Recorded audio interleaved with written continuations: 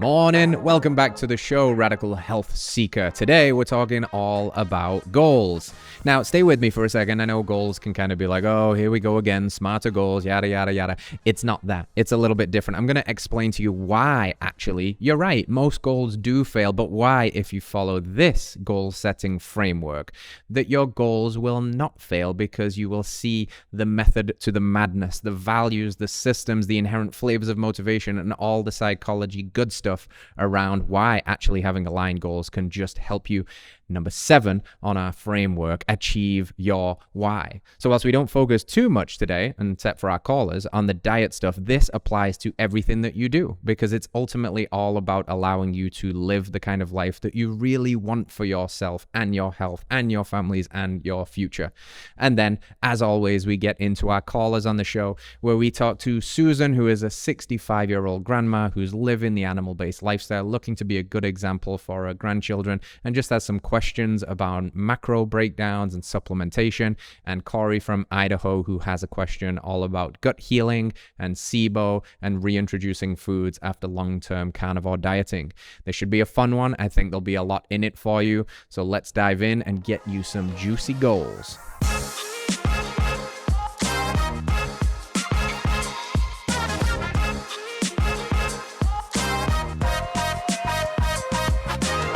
Hello, Radical Health Seeker. Welcome back to the show. Today, we're talking all about goals. I know, goals can kind of be like, oh, goals, that's not going to be much fun. Goals don't work, blah, blah, blah. Well, I agree with you to a point, but I don't think it's that goals don't work. I think it's the way in which people approach goals and this whole topic that sucks the fun out of life and sets people up for failure, which is why we have all of these cliches around goal setting. The obvious one being New Year's resolutions will often fail, probably before the end of January is up. If not, if you're lucky, maybe you make it to February, but they don't actually make lasting change. But goals aren't necessarily bad. In fact, if you make your goals work for you, they can be incredibly empowering. And I want to dispel some of the common myths around goal setting, some of the ways in which you can use goals to build the future that you want, and ultimately get what it is that you want or what you want to want. Because if there's something that I am sure of in life is you are very, very unlikely to get what you don't take aim at. And I think a lot of people, and I've been this way and guilty of this for a long time in my life too, for those reasons that I just said, oh, goals don't work and blah, blah, blah, you don't need goals. I think it can lead a person to kind of drift a little too aimlessly through life, a little without the direction. Now, goals don't necessarily have to also be so stringent and adhered to that they become a source of stress. A good analogy to use with goals is almost like bumper lanes when you are bowling, that you don't just bowl gutter balls over and over again because you haven't established any kind of framework to bounce off of. Because if you tried bowling when you were learning, when you were a little kid, and there was none of those rails, every ball is a gutter ball, you're not going to enjoy that game very much, right? And the game of life is designed to be played and enjoyed. And we need something to keep us on the tracks. We need something to know that if we do get a little bit off, we can bounce back into the middle and keep finding our center point. And I like to view goals in that way. They orient us towards something that we want, something that we want to want. And I think when it comes to goals, a lot of people make the mistake of just setting goals because they've been told by some productivity expert or some guy in a podcast that you must have goals and your goals should be SMART, which means specific and measurable and achievable and realistic and time constrained and all of that classic stuff that we've maybe been taught in school or through Productivity 101, which hasn't worked for most people, which is why most people get kind of turned off by this concept of goal setting. But it's something that I've used for myself personally and with each one of my one-on-one clients to get them a lot of success in their lives on getting what it is that they actually want from life. And there arises the first missed step when people are setting goals. They don't really know what they want. They set these loose, arbitrary goals that aren't really uniquely activating to them because they haven't taken a moment to connect with their values. I do this work with a lot of people, and you'd be surprised at how difficult it is for people to highlight what their core values are when you ask them. Values spread across many different buckets, as I would like to call them. There might be like a self-value bucket, which can, includes things like my health and what am I known for? What do I want to be known for? My kind of philosophical viewpoints. There might be a family bucket, which is all to do with family and relationships. There might be a community bucket, a career bucket, a vocation bucket. So values can get quite vast. But if you don't know what you value, it's going to get very tricky because you will probably set goals that aren't inherently aligned with what you really want and therefore won't be intrinsically motivating and uniquely exciting and activating to you. So at this moment, that would be the invitation in this process, is to stop what you're doing and push pause, almost taking a higher zoomed out perspective on life for a second and really asking the question, what do I want? What is it that I want? And a provocative question to ask here sometimes is, what do you want to want? Because sometimes what I want can be hijacked by hedonic tendencies or the lower self or the inner bitch. It could be snooze. It could be ice cream. It could be, slacking off and not doing what I know I could be doing. So sometimes it's, what do I want to want? Do I want to be the kind of person that's excited to feed myself the most nutrient-dense foods on the planet every day? Do I want to become the kind of person that achieves a certain level of success within this career or vocation? Do I want to be the kind of person that has a healthy, thriving relationship and one day become a parent? These are questions you must be asking, because what you do today, you are going to be paying for tomorrow. And that can either be incredibly hopeful, and you are making little deposits in your character and in your choices today, that the future bill that you are going to foot is one of growth and alignment and you moving closer towards that. Or it could be that you're paying the costs of today's actions and the consequences of that as you've drifted slowly further and further and further away from what you really want, what you really came here to do and to be, and the lifestyle that you want to lead. So what do you want? What do you want for your family? What do you want for your relationships? What do you want for your career? What do you want for your health and yourself? What do you want for your community? If you can draw some of those things out, then the goal kind of maps on top of it as something that is there as a vehicle to achieve what you want, not just something that you put on the calendar January 1st, like, I'm going to lose 10 pounds. Right? If that's something that comes out, it's not inherently a bad goal. I don't think there's such thing as a bad goal necessarily, but if it's not tied to what you really want, or you've not dug underneath that to figure out, well, why do I want to lose 10 pounds?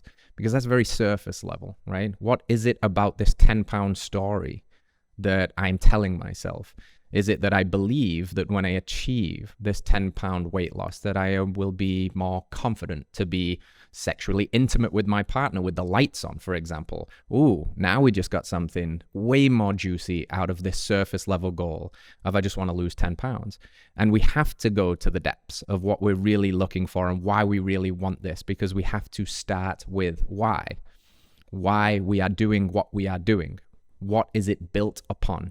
The foundation of our values. There's the old quote that a person with a strong enough why can endure any how.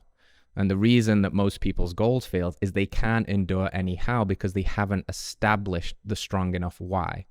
So this is the values. And I'm going to give you different looks at takes of understanding this because I think it's all helpful. So I would say that values are like establishing what mountain in life you want to climb.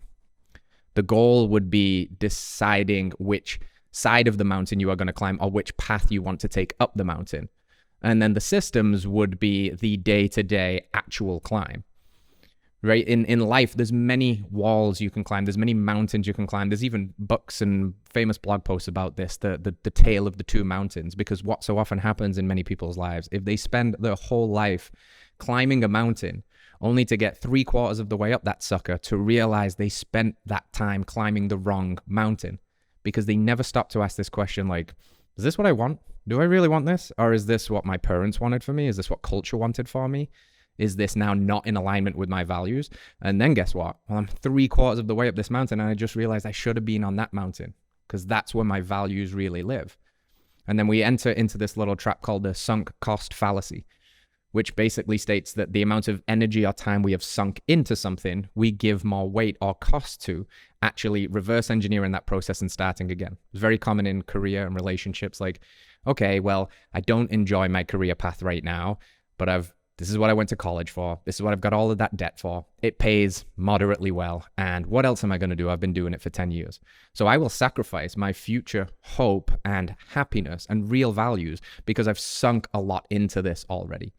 Relationships is another one, right? Well, this relationship isn't that, spicy anymore. We're not having that much fun, but yeah, I like this person. We've been together 10 years. Who's going to love me? So I'll just stay. So again, we can sacrifice our ultimate happiness, our real values, what we really want for something because we've sunk a lot of energy into it. But we can avoid this process altogether. We don't need to endure the sunk cost fallacy of making those potential mistakes by just starting with what we want. So again, in the sea of mountains in front of you, you can put the ladder on many, many walls, and it would be very helpful for you to make sure you first put the ladder up against the wall that you actually want to climb. Otherwise, it could be argued that you are just wasting time. And it's a very simple question to ask, what do I want? But it's not an easy answer to find because a lot of people haven't asked you this since you was in school. Maybe you've never even been asked this since you were a kid. Like, what do you want to be? And then you said, I want to be an astronaut. I want to be an NBA player. And people just kind of laughed at you. No, that's cute. But you're probably going to be a doctor. Are you going to be a lawyer? Are you going to be an engineer? Are you going to be these other things? But is that what you really wanted? Or is it what you want to want? Is it the kind of future that feels more hopeful for you? So pick the right mountain. If you feel good about that, there's your values. That's where you started. Now we've got to pick the path up the mountain because you could come at it from the north side, the south side, the east side, the west side. This is depending on your levels of fitness and how zigzag it is, or is it straight up and all of that stuff. And then ultimately, once that is set, the goal is the pin on the map. It's the summit. We know where we're going now. We can almost forget about it altogether. We know we're going up. We know we're going that way. So now the system is the steps to get there. One day at a time, one foot in front of the other. And the course corrections to recognize that if I get away from the summit and I start to go descending, I'm moving away from the target that I set for myself.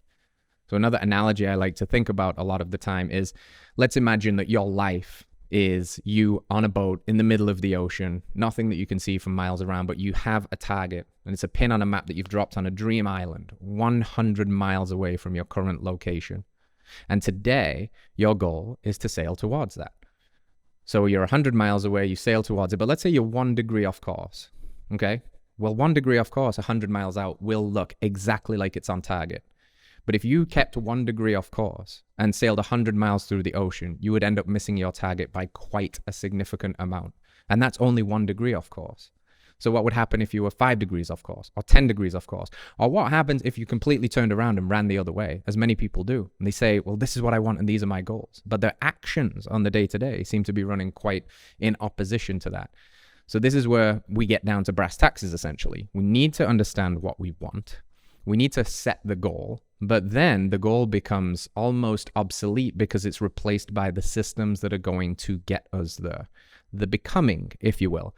And this is another area where goals fall down for most people. They are focused wholeheartedly and overly so on the achievement of the outcome and not the process of becoming the kind of person that gets to the goal. The real trick with goal setting is not to get what you want. The goal is to become the kind of person that gets to deserve to have what they want. That is the process.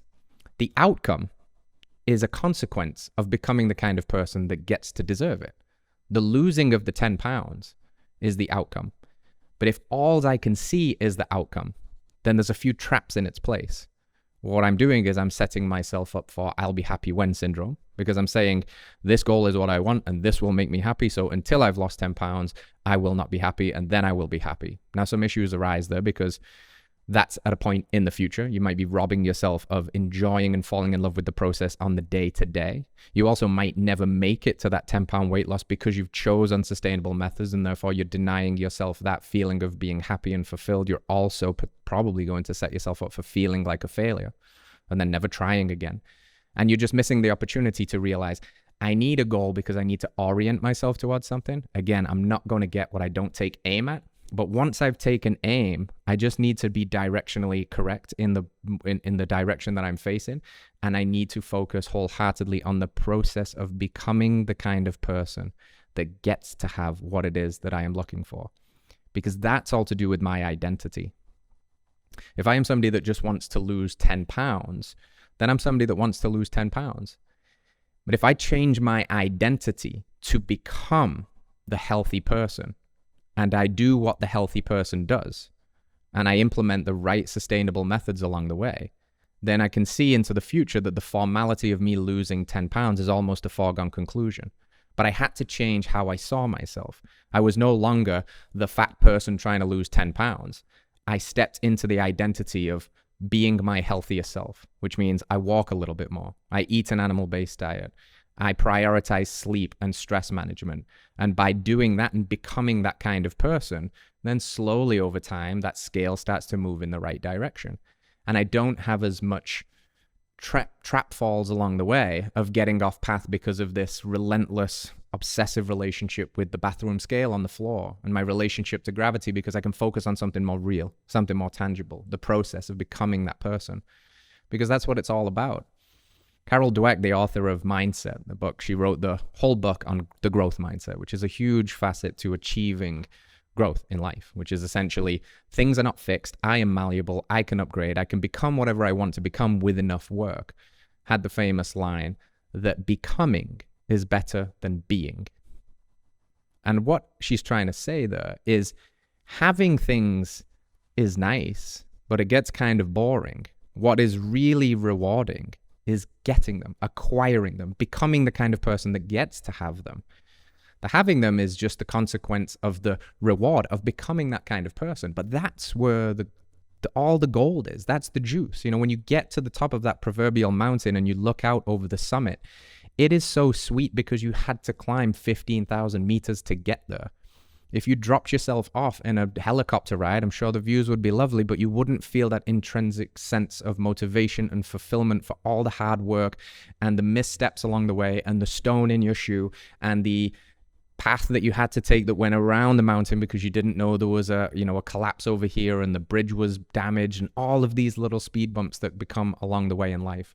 But if you're only focused on the goal, when those roadblocks arise, you are likely to turn around and run. If you know that it's ultimately about becoming the kind of person that can persevere and really wants that because it's aligned with your values, you can endure anyhow because your why is strong enough. So it's very important when we think about goals to become a process-oriented person, not just an outcome-oriented person. And of course, it's okay to want outcomes. That's why we set goals. You obviously want something. You want to look a certain way. You want to earn a certain amount of financial stability. All of that is okay. It's not wrong. But again, the ultimate goal is to become the kind of person that gets to have those things, not just the relentless pursuit of outcomes, which can lead to an awful lot of I'll be happy when syndrome, blaming and complaining, victimizing myself and the way the world works, and just taking radical responsibility that those things are mine for the taking if I can become that person. And this now branches into the flavor of motivation, if you will, that we use to acquire those things. The person that is process-oriented, which is the ideal when it comes to goal setting, is much more often driven by something called an intrinsic motivation, this goal and pursuit of something more. Let me see how good I could become versus I just want to get jacked. Let me see how strong I could become. Let me see how healthy I could become versus let me just, lose 10 pounds and look skinny on the beach in Mexico. Because the relentless pursuit of the outcome is often extrinsically motivated. It's often, well, people will see me this way. If I look this way on the beach, I'll get more likes on my Instagram. If I earn this amount of money, I'll be able to buy these amount of things, and that will impress these people that I don't really like, but I've been told that this is how I impress them. It's all extrinsic. It's very flimsy. That is not rock solid. It's not a strong foundation to build from. If my goals are in alignment with my values and I'm pursuing that and the course of becoming, and it's really about me, not about them. Not about what they think, not about what that gets me in their eyes, but what about this gets me because it's what I want, the kind of life that I want to live for my families, my relationships, my people, my desire, my dharma. Then that thing right there is very firm. It stands on very solid ground. And that comes from a place of intrinsic motivation, Now, of course, as well, we know that motivation is not a reliable ally. I've talked about this in the past in the episode Discipline Equals Freedom, the Jocko line, and the difference between motivation versus discipline. You need to have the right orientation and birthplace of that motivation, and you need a good dose of reality that you're not always going to be super motivated to work on your goals. Life happens, right? Motivation is a feeling. It's fleeting. It comes and goes. So when you have it, use it. Check the orientation and the flavor of it, but also know that you're going to need a good dose of discipline along the way, which is doing what you know you need to do, even when you don't want to do it. Because a lot of the time, life's going to get hard, and you're not going to want to do the kind of things that is required for you to become your higher self. And that's where the disciplined version of you has to step in and anchor back to these values, re-anchor back to this why, versus the motivated version of you, which is great. It's doing what you want when you want to do it. So when we have that, use it and capture it, but really focus on letting this motivation bubble up out of a place that's intrinsically motivated versus extrinsically motivated for the rewards, for the accolades, for the approvals. Because that's kind of abdicating a little bit of your own self-worth and self-love and putting it in the minds and eyes of other people. And that's not a very good place to live. You want that to be right in here for you. So we've got intrinsic and extrinsic motivation, which is tied to another flavor of motivation, which I love to highlight for people because it'll be a light bulb moment, I think, for you when you see how you've set goals in the past and maybe how you're setting goals currently, which is this idea of away from motivation versus towards motivation.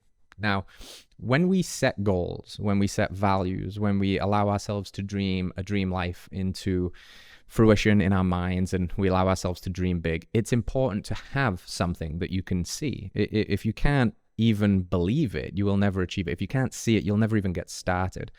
And we've spoke a little bit about this in the past too. It's almost this self-preservation trap that we don't want to be disappointed. So most of us don't even allow ourselves to dream big and think about what a dream life would look like because we'll just be disappointed when it doesn't happen. But by virtue of not allowing ourselves to believe it or see it, we guarantee that it will never happen. So you must choose whether you want to at least try or not try at all.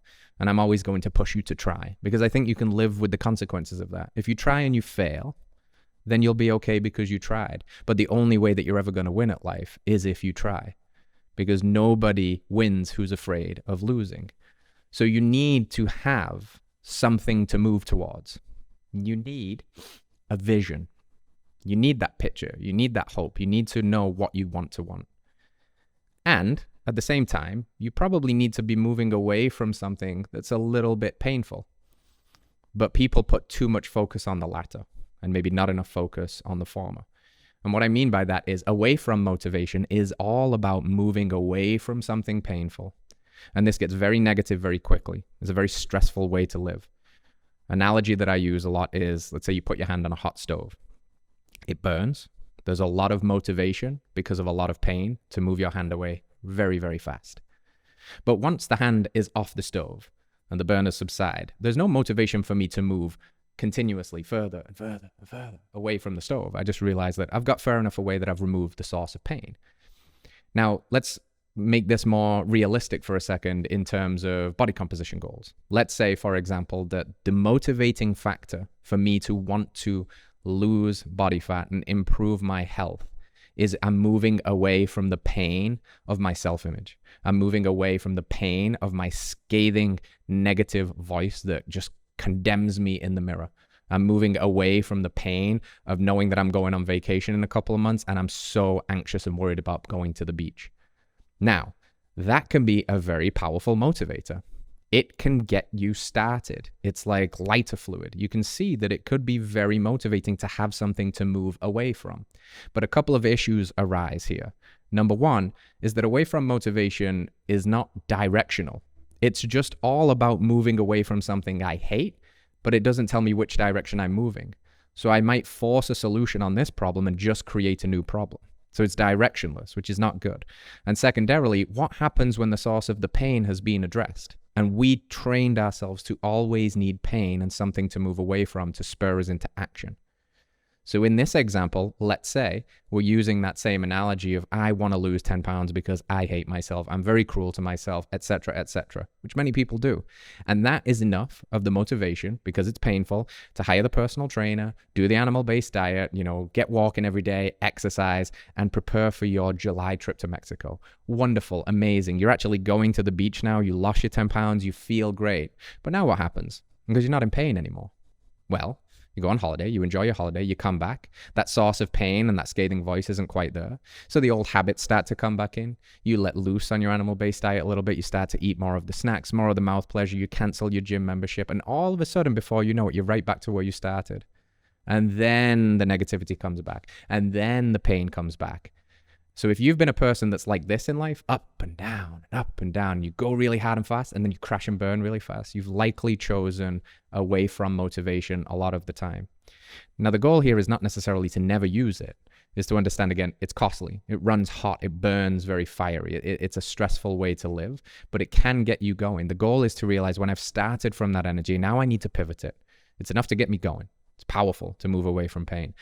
But I want to run towards something that I really want. There's the direction piece coming back. It's not directionless anymore, because it's not just about getting away from this. It's about getting away from this and moving towards this.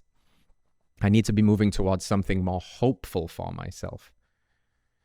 The same beach and body composition and losing 10-pound analogy again. The away from motivation is like, I got to lose it because I look fat and ugly and I feel gross. And that's the away from. The towards flavor of that motivation would still be, okay, I would like to lose the 10 pounds in the future, but let me move towards my most healthy self. Let me see if I can treat myself with the level of self-respect and self-control and discipline to become the strongest I've ever become, to become the fittest I've ever become, to become the healthiest I've ever become through how I feed myself. Look at just the energy and the flavor of that approach that's going for the same goal. And that one then, when I start to say, let me become the healthiest version that I've ever been, let me become the strongest that I've ever been, it's a little trick to the mind, because it's also an infinite game. When I say lose 10 pounds and I reach it, then I've completed it and the motivation can fall away. When I say, let me become the strongest that I've ever been, when I get stronger, I just want to become stronger still. When I get healthier, I become healthier still. These are infinite games. You can't win at health. The goal isn't to win at health. The goal is to keep getting healthier. And this is towards motivation, right? So we want both of these. There's the famous rat experiment that gets talked about. Jordan Peterson popularized this, and that's where I heard it from first. But it highlights the difference here. They starved rats, and then they gave them the opportunity to run through a maze and find food, the towards motivation, something they really wanted. And they measured the force that the rats would pull to achieve this. And the rats would pull really hard because they were really hungry. And in theory, you would think if they were starving, they're going to run as hard as they can to find this food. And then they repeated this experiment, and also same conditions, but now as well, they wafted the scent of a cat in from behind. So now the mice were running towards the food that they really wanted, but they were also running away from something that they were fearful of. And they pulled like 50% harder. So they had an extra reserve. They had an extra tank that was completely untapped when they didn't have the thing they were moving away from. And maybe there's some wisdom in that too. Maybe it's not all about sunshine and rainbows and this dream future. Like, we need that. We need something to orient ourselves towards, something that we desire and we can move towards. But we also need to be realistic and say, like, what don't I like right now? What am I moving away from? Can I be real and honest with myself about my current habits and how they're hurting me and damaging me sometimes? And I need to have that to move away from as I pull myself towards this better future. Because maybe that's the perfect little combination, the Goldilocks, if you will, the just right of getting goal setting right when we're choosing this flavor of motivation. So with that all kind of laid out on the table, we're starting with values, what you want to want. You're picking your mountain, if you will. And then the goal of knowing that, all right, we've got our mountain, now we're going to put our pin on the top of the summit and pick the path and the direction. Then we have to do it.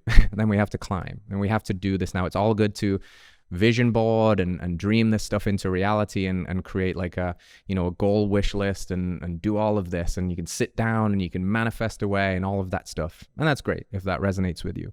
But where the rubber's really going to hit the road is, are you going to become the kind of person that gets to have these things by actually being it? And this is where it gets hard. This is the change process. Our culture teaches almost an unwritten and outdated way of getting things. And it's do, have, be. So our culture would say, okay, you want to lose weight. Okay. Why do you want to lose weight? All right. Because you want to feel confident. Okay. So that's at the end of the equation. That's who I get to be. I get to be confident when I lose weight. So I'm going to do the thing that I'm not currently doing, which is the gym and the diet. Then I'm going to have the thing that I don't currently have, which is the body and the abs. And then I'm going to be the thing which I'm currently not, which is confident and happy. So in theory, it's not terribly ill-sighted, right? It works, but it's kind of slow and it's outdated. And it's also, I hope you can see that it's also setting the traps for those I'll be happy when moments again. Is it really what you want? Because you're putting the thing that you say you want at the end of the equation. So I would like to throw do, have, be out of the window and flip it on its head a little bit and reverse engineer it and start with the be. Let's start though. If I'm doing all of this to achieve certain, whether it's confidence or whether it's financial security or whether it's meaning or purpose or whatever it is, find out what is at the crux of why you're doing what you do and start to put that first and ask, okay, how could I be that person now? Not then, not when I lose 10 pounds, not in 12 months, not when my business makes 6 figures plus. How could I be that kind of person now? What is required of me to be that person now? Because if I can truly root into the identity of being that person now, the healthy person, the confident person, the successful person, and do what that person does, then it surely is only a matter of time until I have what that person has. It's hard sometimes to be that person because in a sense you are casting yourself into a future that you don't quite yet see. But this is why we're beautiful, imaginative, and creative creatures. We can do that. You can somewhat fake it until you make it. And you can imagine what it would be like to be your most confident self. And then you could start trying on the onesie of being that now and really trying to be that now. Because if I can be it, I will do what that person does. And if I can do it, I will have what that person has. So don't do, have, be. Be that person. And the way you can be that person is everything that I've just spoke about, the values, what it is that you want. And then you will do. And then you will have. And if you can't be and do, then maybe you need to look at what you've set your sights on. And is it really aligned? Is it really what you want? And where you're self-sabotaging, and then this stretches into so many other conversations about potentially your environment, where you live, who you surround yourselves around, the choices that you're making, the people that you're hanging around with, all of this stuff comes into the fray. Because part of being that most evolved self and getting what you really want is going to require not just doing things that you've never done before, but becoming somebody that you've never been before. And that's why it's difficult, but that's why it's also very rewarding. That's why it's great when you actually do set goals in this way and you achieve them. And you can have radical jumps in the quality of your life and your health and your mindset and your relationships in a relatively short time frame when you're intentional about this process. So to close this loop, it all now boils down to those systems again. We've picked our mountain, we've picked our path, now it's time to walk. This is the habits now. Systems, habits, interchangeable. Habits are a reflection of our identity, which is why I just spoke about why identity change is so important. And it's much easier to act your way into change than it is to think your way into change.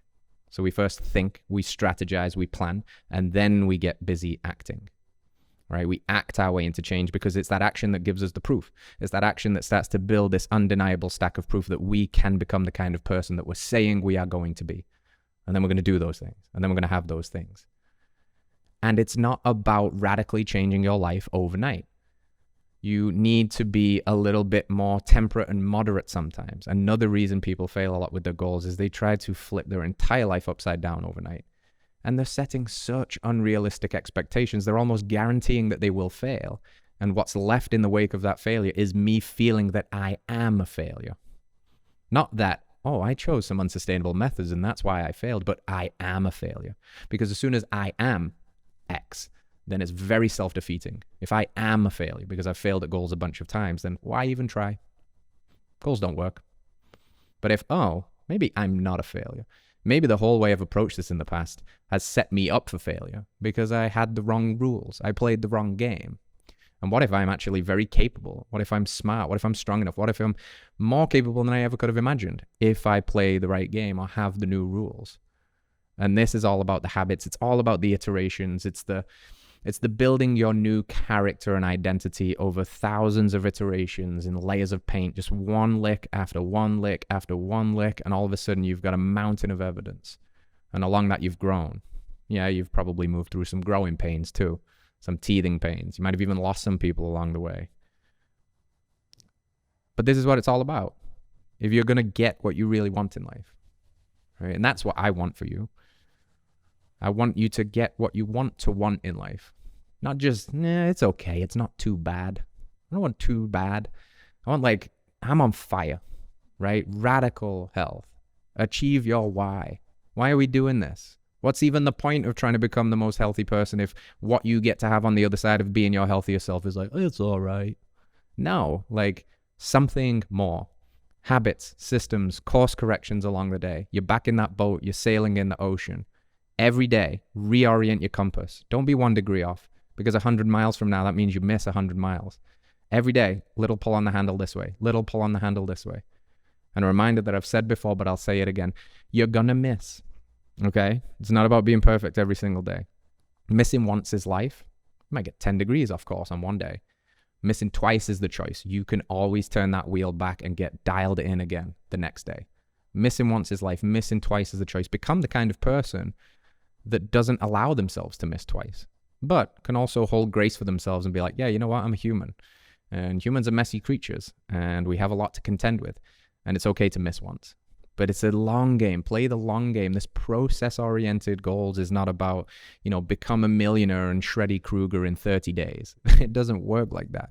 It's the long game. It's the process of evolving into your most evolved self, into your higher self. And that's going to take some time, but I promise you it's worth it. And I also promise you that you can cut down the time frame on what might take you 10 years of stumbling blindly through the dark into 1 year of very intentional self-development work if you approach it in this way. So I hope this gave you a newer, fresher look at goals, something to play with. Maybe you've been, like I was for a long time, of no point even setting goals. They don't work. What's it for? And focusing again on, maybe it's time for me to take little stock of where my life is heading. Be much more concerned with your current trajectory than your current results. A lot of people focus way too much on the results. But be more concerned with your current trajectory, because your trajectory tells you about where you're going. Your results right now are all based on what you've done in the past. But the past doesn't have the power to define your future. You can flip that around any moment you choose. So let's orient our trajectory right and be more concerned with that, because if we get our trajectory right, and we know that time is just a great amplifier, and we trust that if we just be consistent with that 1% better every day, then the results will take care of themselves. And that's really what it's all about. So there's a little bit of my insights on goal setting and values and systems. And I think that you can use that to create a more hopeful future for yourself and a bit more of a plan, a plan of action to become this kind of person, to focus on the process, to trust, the outcomes will take care of themselves. But let me figure out what kind of person I want to be, and let me go about becoming that person and living our radical health. So there you go, mates. Go set some goals.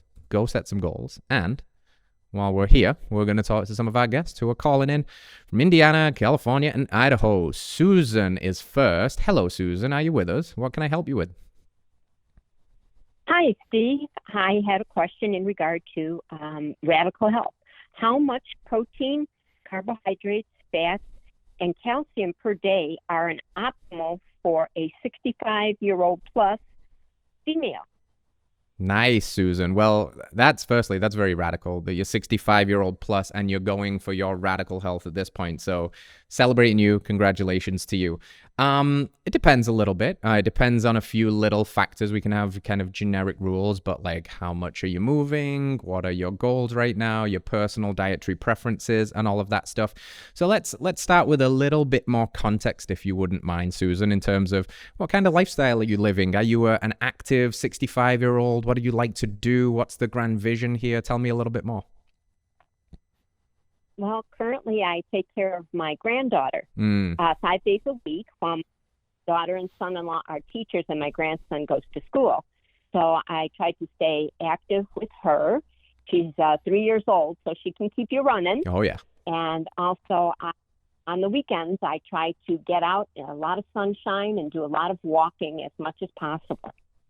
Beautiful. I love that, Susan. Yes, I have a 3-year-old, and I'm happy that I'm 33 doing that, because like you said, they'll definitely keep you on your toes, but I'm guessing she's keeping you young as well, which is awesome. So I just love that. We talked a lot today about your why, right? And I think that's a really good, strong why. Let me be the best granny I can be for my little granddaughter. So I love that. Tell me a little bit, paint the picture for me, if you will, with your current state of health. What is your current, body weight, and how would you kind of assess your own health? And what is maybe have you got some goals here, to talk about today's topics in terms of, would you like to just maintain health and vibrancy? Do you have any targeted weight loss goals or strength gain goals or anything like that? Well, I started the animal-based diet approximately 3 years ago. Beautiful. And at the start, everything was great for the first year, and then the oxalate dumping kicked in. So now I'm trying to fine-tune it a little for myself. So this is the reason why I want to, my goals are to, make sure I'm getting enough protein, carbohydrates, and calcium per day, and fat, so that I'm maintaining what I've already been working on for the last 3 years. And my height is about 5 feet 4 inches. I'm about 123 pounds. And no over-the-counter or prescription drugs. So I'm trying to keep what I have maintained and been working on going, so I don't have to rely on anything but my diet, basically, and my exercise plan, as well as spending time with my granddaughter and grandson.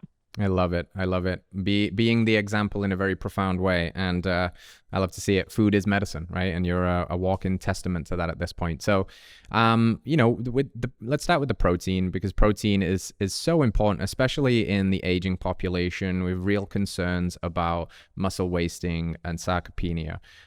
The generic kind of prescriptive baseline would be 0.8 to 1 gram per pound of your ideal body weight. So let's just say that, 125 number is pretty ideal for you right now. We're not trying to move it north or south, really. So that would put us on the high end for you at around 125 grams of protein per day, which is a pretty good whack of protein, and probably on the lower end somewhere around 100. And I think that is a good safe space for most people. At your weight, activity level, I think that would be pretty solid to shoot for, somewhere in that window. And I guess it's a good point to ask this question at this point. Have you done any tracking? Have you ever plugged anything into a chronometer or anything like that to see where you're falling, just out of curiosity? No, I haven't been able to get that going yet, because I am on Medicare. Yeah. And they only say if you have certain things, they'll monitor it for you. Otherwise, you've got to, do it all out of your own pocket. Yeah. Yeah. Okay. So there are sites that you can use. There's a website called Chronometer. There is a bunch of other ones. There's MyFitnessPal. There's all kinds of stuff that have inbuilt phone applications too, because if you're trying to come at this from a little bit more of a structured lens in terms of knowing, amounts and weights and grams, you're going to have to at least somewhat loosely touch on being able to weight track, measure, and quantify this, right? Because if I say to you, shoot for 100 grams of protein, and right now you're like, great, but I have no idea what 100 grams of protein looks like, it's going to be trickier. So you can plug these things into something like a chronometer, which seems to be quite popular, and see how that comes up. And I think, if I'm not wrong in saying, about a pound of meat is, depending on the fat content of it, but just like 1 pound of meat is going to get you pretty close to that, 80-ish grams of protein, maybe 100 depending on what the grind is and the fat level of content. So there's at least a loose starting point there. Now, with the other questions in mind, being that you're active, being that you're medicine free, being that it sounds like you're doing pretty good on your health journey, carbohydrates is a little bit more of a nuanced one in terms of how much you enjoy eating them, how much value you're finding from including a diverse range of fruits in your diet, a little bit of honey and maple syrup. Maybe even, we forget sometimes that the raw dairy falls into the carbohydrate category too, because it's got a decent amount of naturally occurring sugars in it. And that would kind of soothe the need of the follow-up question around calcium. So what's the story with carbohydrates for you? What are you currently eating? I know you did mention oxalate. So tell me how you're including carbohydrates in your diet right now. And tell me, are you consuming any raw dairy? Have you been able to find that liquid gold where you are right now? The raw dairy, I have tried the raw cow's milk from a farm locally. but I seem to get a little bit of more mucus when I do the raw dairy. So I've been thinking of trying the raw goat's milk. I understand it's maybe the taste is a little bit different, but I'm considering trying the raw goat's milk. But currently what I've been doing is the bone matrix and the colostrum from Heart and Soil Vitamins. Yeah, lovely. So your calcium is going to be pretty good if you're supplementing those in. Raw goat milk is probably going to be definitely worth a try, at least, because I guess an issue that still some people can run into, even with good quality raw cow's milk, is the protein, right? The A1 beta-casomorphines versus the A2. And, it sounds pretty complex, but basically these A2 are much more digestion friendly, and goat, sheep milk, etc. are more naturally A2. Now, you can find raw cow's milk from a certain breed of cow that is A2. That's what we have here at headquarters. It's all A2 grass-fed dairy, and it's a little more gut digestion friendly if you're having struggles with that. So very smart move. You're well researched, and try to source some of that goat milk. But with the bone matrix in there and the colostrum, you're doing pretty good. Calcium in other foods is not like massively abundant. Obviously, you've got cheeses, and if you wanted to get really crazy, you can grind up eggshells and things like that. But at this point, I wouldn't sweat it too much in terms of your protein needs are higher to protect that lean tissue and to just stay active, which signals the body to continue to preserve lean muscle, and also signals to the organs to keep pumping well and keeping that vitality in place. So the calcium, I'm guessing, is kind of looked at through this lens of strengthening bones and things like that, but you're also building the connective tissue on top of that by staying active, by being with your granddaughter a lot, and by moving a lot, and making sure we're trying to get somewhere close or northward of that 100 grams of protein number, which leaves the last piece of the puzzle that we wanted to talk about, which was carbohydrates. So you could be, depending on your calories and your activity level, you could look at this for anywhere from, again, 1 gram per pound of body weight or a little bit more. So you could be up 125 grams of carbohydrates a day. You could go up to 200 on highly active days. You might find that you feel better in a 75 gram range.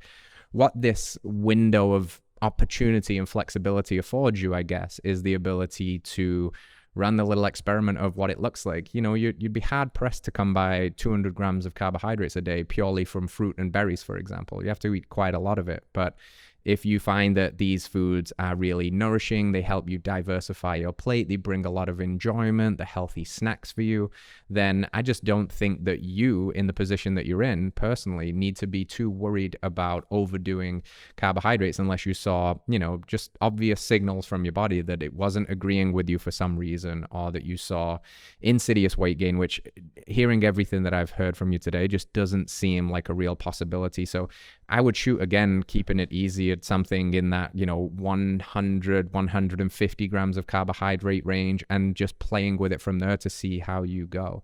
So how does that sound on the carbohydrate question, Susan? That sounds very good. I'll be able to enjoy some of the fruits with my granddaughter, and she always enjoys, my protein. We usually have hamburgers every day, so she's into that, and so we can go back and forth. That would be wonderful. Yeah. Beautiful. Now, you mentioned the colostrum product, Immunomilk, and you mentioned bone matrix. Are you doing any other organs? Are you doing any liver, heart? Are you taking desiccated? Are you old school? You're eating it fresh, liver and onion style? What's going on there?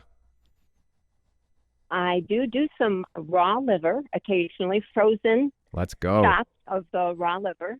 Yes, I do. And so I also every so often will enjoy the beef organs. Awesome. I take the beef organs so I get some of the heart and kidneys with the beef organs too. Yes, I love it. So you're an example, Susan. You're inspiring me right now. You've got it all going on, and I want to get you some maybe some bone marrow in the mix a little bit. So let's get you a liver and bone marrow supplement for free. We'll send that out to you. And just thank you for the awesome question today. Thank you for being a great example to us all and your granddaughter, and keep being radical, Susan. Thank you. Thank you. All right. Next up is Corey from Idaho. Hello, my friend. Are you with us? Yeah, I'm with you. Hey, Corey. How you doing, man? I'm good. Hey, first off, thank you so much for all the work you guys do. I really appreciate everything that you guys are constantly putting out. anyways, had um, I had been diagnosed with SIBO, if you're familiar, about Mm-hmm. 5 years ago. I got to a point where I was feeling really, really good, but then I kind of fell off the wagon. Mm. It was ate things that I wasn't supposed to and things like that. Last year I was feeling really, really terrible, and I ended up coming across the carnivore diet. And so I have been strict carnivore for about 6 months now. Mm-hmm. Um, I tried to reintroduce eggs. I tried to reintroduce cheese and things like that. Mm-hmm. Pasture raised, raw cheeses, those things. It didn't go so well. That was not so long ago. I guess my question really is, how would you recommend trying to reintroduce foods? And when do I know if I'm ready to reintroduce any foods? Yeah. Okay. Thank you, Corey. It's a great question, man. The how will I know when I'm ready is kind of what you've already experienced a little bit, which is your body speaks, right? Like it speaks to you when you try to reintroduce eggs initially and you felt the reaction. That's your body giving you a little bit of, whoa, hold up here. We're maybe not quite ready for this. And I guess with SIBO and with thinking about a long history of less than ideal dieting, let's say, and potentially, going back into childhood and how many rounds of antibiotics did we have, and did we ever play in the mud, and did we sleep with a dog in the bed, and this diversity of gut microbiota and fermented foods and all of this, it can get quite deep really quick, and we can kind of have this really compromised gut microbiome, potentially leaky gut, gut permeability. And if the person has a leaky gut, has this gut permeability piece going on, which is often the case, I think, for a lot of people, probably an overwhelming majority of people now are going to have some level of gut permeability occurring, is potentially any food that we eat can cause something like an immune reaction, because the body is going to take little undigested pieces of that's going to get into the bloodstream and mount a response to it. So the reintroduction of eggs is an interesting one for me, because I'm wondering if when you were having flare-ups and the SIBO days and things weren't going so well for you, and you quote unquote like relapsed a little bit into some poorer habits, that the body also has like an antigenic memory of it coded for this being a bad guy, let's call it. And when you reintroduced, it mounted an immune response to it, because that's been a foreign invader in the past. Now, it doesn't necessarily mean that food is a bad food, of course. Like it's an egg. It's an amazing food. It's very nutrient dense. We'd love to get you to a position that you could eat eggs regularly. But people often develop food intolerances and food allergies and autoimmune-like reactions to foods that they eat very often. And egg protein is in a lot of packaged food, and it's just also very common in our diet. So I'm curious if something might be going on there, particularly as well with dairy, which is also very common. Obviously, very different to speak about dairy in the frame of, you're going out and you're finding locally sourced raw milk and cheese, and obviously, again, an incredibly nutrient dense food, but in a body that's compromised and maybe has a little bit of this lingering tendency to flare up and autoimmune, then maybe the healing process just needs to be stretched out a little bit longer. And it's going to be the case, to really get into the meat and potatoes of your question of just a little bit on a rotation to just try, it probably wouldn't be smart to say, oh, I think you're fine now, Corey, go and eat, 5 eggs tomorrow, because it's going to be an overwhelming intake of a food that you've removed for a long time. But the carnivore diet is the ultimate elimination diet. For severely compromised guts, it can kind of hopefully heal and seal, and then give us the new fertile soil, if you will, to increase and diversify our food for not just nutritional, but also enjoyment levels. So hearing the last time you tried these foods, they didn't sit so well with you, and kind of going back into this safe zone of strict carnivore, how long has that been now? Where are you sitting on that? Are you kind of getting ready again to think that you've put a good string of time together and you're ready to start to slowly reintroduce these foods? So honestly, I tried cheeses probably like a week or two ago, and that's so it's pretty fresh that I've tried that one. But I've been trying them one at a time, of course, and good. I haven't been putting them all together. So I'm just taking it slow. But like I said, I've been strict carnivore for about 6 months. I did eggs probably a month and a half to 2 months ago now, trying those. And so I've kind of been spreading it out But that's kind of where I'm at introducing things. I'm not sure where I want to introduce the next thing or what I should be trying to introduce. Yeah, okay. Going forward. Okay. Are you doing anything right now from a supplemental standpoint? I know sometimes SIBO, you could see like even targeted herbs, things like oil of oregano, or are you doing anything that you have learned about, heard about that you are targeting for gut health and supplementation? So I did do like an oil of oregano blend several years ago when I actually did get to the point where I was feeling okay. But I haven't done anything like that recently. Okay, cool. It can be helpful. It's not always the case for everybody, but those like kind of antiparasitics, if the SIBO's still lingering around. But honestly, with carnivore for 6 months, I'd be hoping that you're really clearing this up now. You might want to look into binders, something like an activated charcoal and a flush that way to maybe pull out some junk which might still be lingering. If I was in your case right now, the first thing I would probably do is try to support the gut as well through targeted supplementation. So the one thing that I want to support you on here is I'm a huge fan of the colostrum product that we've got here, Immuno Milk, and we have another product as well, gut and digestion. And I would actually like to get you, one of those each, because I think this could potentially be a little missing piece here to provide you with the raw materials that can really help. And then on top of that, I would be going for just the most digestion-friendly foods that I know of. So obviously stick to all the things that you're eating right now with no flare-ups. And I would go to like a very gut-friendly little bit of fruit at first to see how that sits. And maybe that's even like, freshly squeezed by your own hand orange juice, or, a little bit of banana to see how those carbohydrates kind of feel down there. With the eggs, it get a little tricky sometimes because there can be some proteins in the whites more so than in the yolk. So what you might want to do is next time you're feeling brave enough to try eggs again, try to just do a yolk, for example, instead of the white. And you might find that the sensitivity is more to do with the white than it is to do with the yolk. And if you can get, egg yolks back into your diet, it's a nutrient dense, power bomb right there, which would be great to start slowly increasing. And I guess the last point that I would want to check in with, because, it seems like you've taken yourself pretty much all of the way with the diet stuff, is the stress management stuff. Like, how is stress, and how is sleep, and how is sunlight, and how is movement? Because I think a lot of this gut stuff can have a story that's kind of building on from those factors too. So the stresses, I've definitely got stresses. They're up and down. I'm in sales, which is certainly kind of stressful. But the sleep is up and down. Sometimes with from what I've researched, the insomnia sometimes with carnivore. I get some of that. But yeah, I don't know. Those things are certainly there, but I don't feel like they're a significant factor right now. Yeah. Okay. You might want to reconsider just trying. Obviously, I'm sure you're trying your best anyway to at least have the ability to close the loop on trying to make sure that they are absolutely not a factor by really being intentional about them. This insomnia and the electrolyte issues and the sleep issues that we hear about sometimes in the carnivore community point at something, and that is a stress response, right? And anything we do where we negatively impact sleep is going to slow down our healing, because that is where we heal.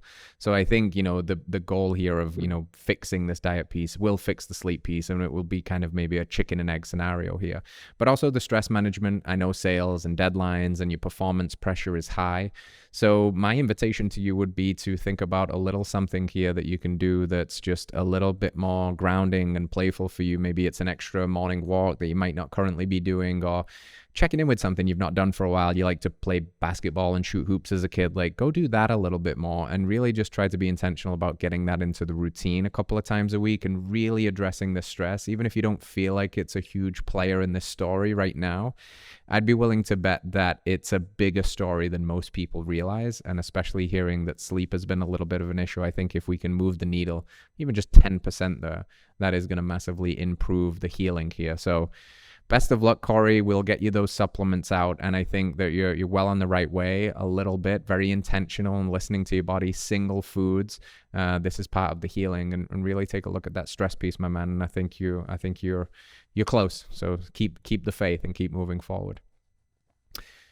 All right, guys, that is it for today. Thank you to our callers. Thank you to our listeners, of course. We wouldn't be doing this without you. I hope after today's episode, you have a new, fresh look at goal setting. I hope you're going to kind of sit with this afterwards and maybe take time to set some new goals, update your goals, update your values, really dig into asking that question. Oh yeah, like what is it that I want? Where am I heading? What is my current trajectory? And do I feel good about that? Because if you feel good about all of that, cool, you just keep doing you. But most of the time when I check in with people, they're kind of like, oh yeah, I can see there are some blind spots here that I couldn't see before. And now we just get to bring awareness to it. And awareness is the first step to changing anything, because you cannot change anything that you are not aware of. So that's why we do this. It's always just adding a new tool to the tool belt. And I hope that today you got an extra little tool on your tool belt. So thank you for tuning in. As always, if you found this useful, please let us know in the comments, like, subscribe, and share it with a friend that you think could do with some help on setting some goals and radically upgrading their life as well. We will see you next time, friends. Stay radical. Peace out. All right, friends, thanks for tuning in to another episode of Radical Health Radio. We got a fresh new podcast for you every Wednesday. If you enjoyed the show, consider liking, subscribing, reviewing, and rating us on your podcast platform. It helps to spread this message of radical health. We'll see you next week.